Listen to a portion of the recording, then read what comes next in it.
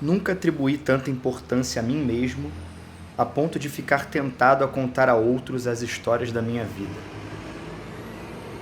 Foi preciso acontecer muita coisa, infinitamente mais do que costuma ocorrer numa única geração em termos de eventos, catástrofes e provações, para que eu encontrasse a coragem para começar um livro cujo protagonista, ou melhor, centro, sou eu mesmo. O tempo fornece as imagens. Eu me encarrego das palavras. E nem será tanto a minha trajetória que pretendo contar, e sim a de uma geração inteira. Cada um de nós, mesmo o menor e o mais insignificante, foi revolvido no seu íntimo pelos abalos sísmicos quase ininterruptos de nossa terra europeia. E eu, entre inúmeros tantos, não consigo me atribuir outra primazia senão a de que, como austríaco, judeu, escritor, humanista e pacifista, sempre estive justamente nos lugares onde esses abalos foram mais violentos. 3 vezes eles destruíram minha casa e minha vida, arrancando-me de tudo o que existiu antes, de todo o passado, e me arremessando com sua veemência dramática para o vazio. Mas não lamentei, pois é justamente o apátrida que se torna livre em um novo sentido, e só quem não está mais preso a nada pode se dar ao luxo de não ter que levar mais nada em consideração. Por isso, espero cumprir pelo menos uma das principais condições de qualquer descrição adequada da contemporaneidade: sinceridade e imparcialidade. Desprendido de todas as raízes e do solo que as alimenta, é assim que estou de fato, como raras vezes alguém esteve ao longo dos tempos. Nasci em 1881, em um grande e poderoso império, a monarquia dos Habsburgo. Não a procurem, porém, no mapa. Ela foi extinta, sem deixar vestígio.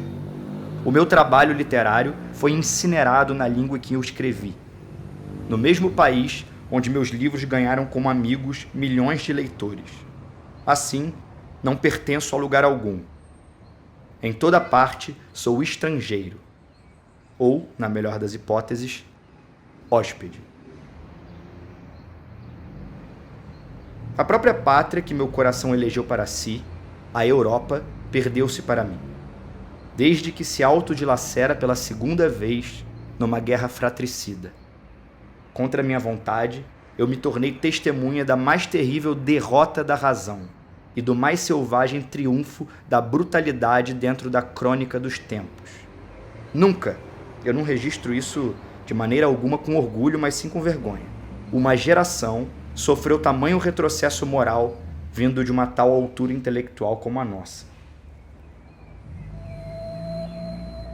No pequeno intervalo, desde que meus primeiros fios de barba cresceram, até começarem a ficar grisalhos, nesse meio século aconteceram mais transformações e mudanças radicais do que normalmente em 10 gerações. E cada um de nós o sente. Aconteceu demais.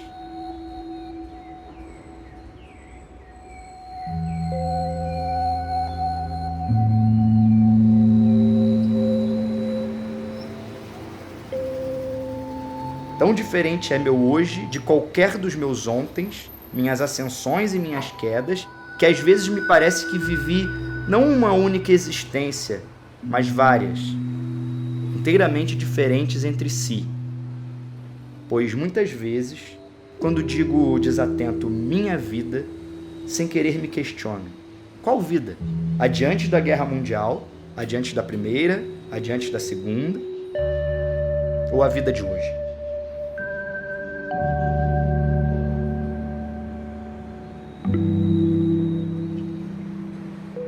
Ou então me pego dizendo minha casa, sem saber a qual delas me refiro: a de Bath, a de Salzburgo ou a casa paterna em Viena. Ou então digo na minha terra e logo me assusto ao lembrar que para as pessoas da minha pátria faço tão pouco parte dela quanto para os ingleses ou os americanos.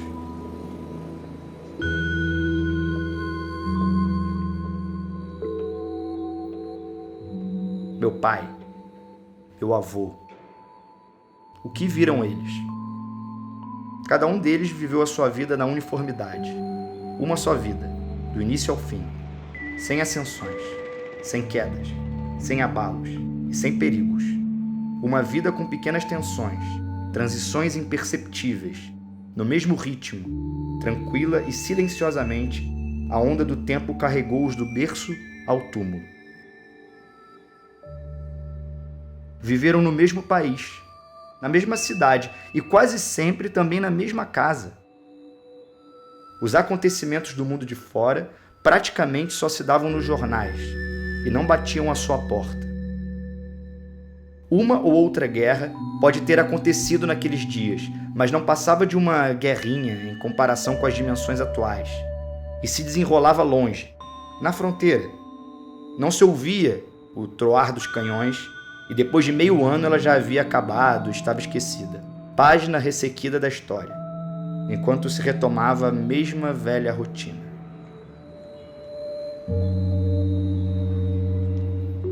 Nós, porém, vivemos tudo sem retorno.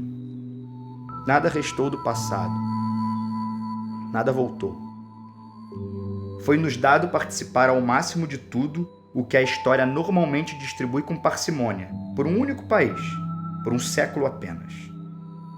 Percorremos, do início ao fim, o catálogo de todas as catástrofes imagináveis e ainda não chegamos à última página. Eu próprio fui contemporâneo das duas maiores guerras da humanidade e vivi cada uma delas de um lado. A primeira, no fronte alemão. A outra, no fronte anti-germânico. Na época anterior à guerra, conheci a liberdade individual em seu grau e forma mais elevados, e depois, em seu nível mais baixo em muitos séculos. Fui festejado e desprezado, livre e subjugado, rico e pobre. Minha vida foi invadida por todos os pálidos cavalos do apocalipse, revolução e fome, inflação e terror, epidemias e emigração.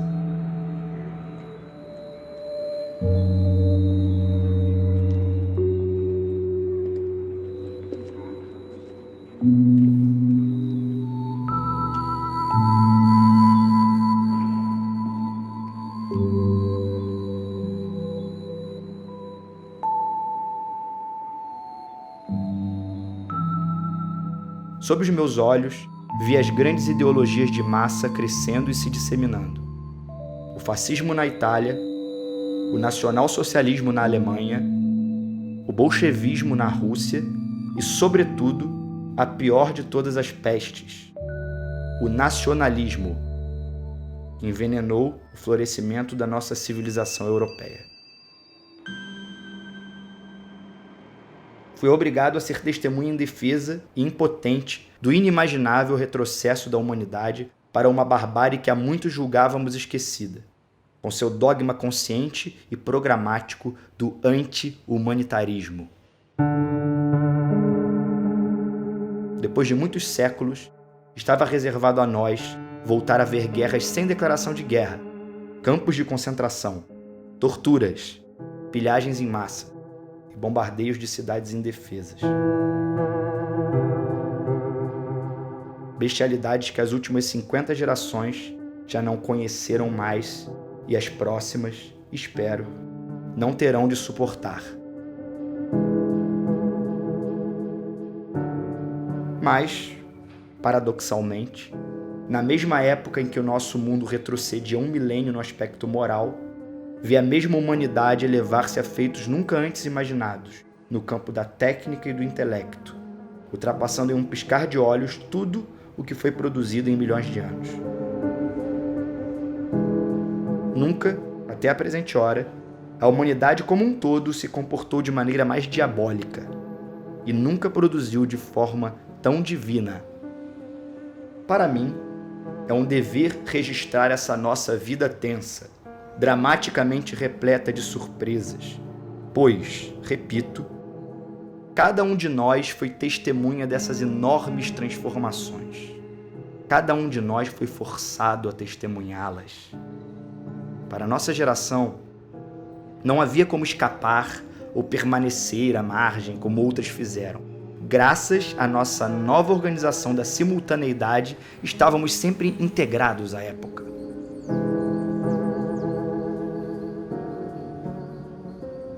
Constantemente, foi preciso que nos submetêssemos às exigências do Estado, que servíssemos de presa para as políticas mais estúpidas, que nos adequássemos às mais fantásticas transformações. Sempre estivemos acorrentados à coletividade, por mais que nos defendêssemos tenazmente, fomos arrastados, sem conseguir resistir. Quem quer que tenha atravessado esse tempo, ou melhor, tenha sido perseguido e acossado através dele, pois não tivemos muitas pausas para respirar, vivenciou mais história do que qualquer de seus antepassados. Hoje, mais uma vez, estamos em um momento de transição, um término e um início. Por isso, é de certo intencionalmente que interromperei esse retrospecto da minha vida em uma data determinada. Pois aquele dia, em setembro de 1939, marca o ponto final definitivo da época que forjou e formou a nós, os sexagenários.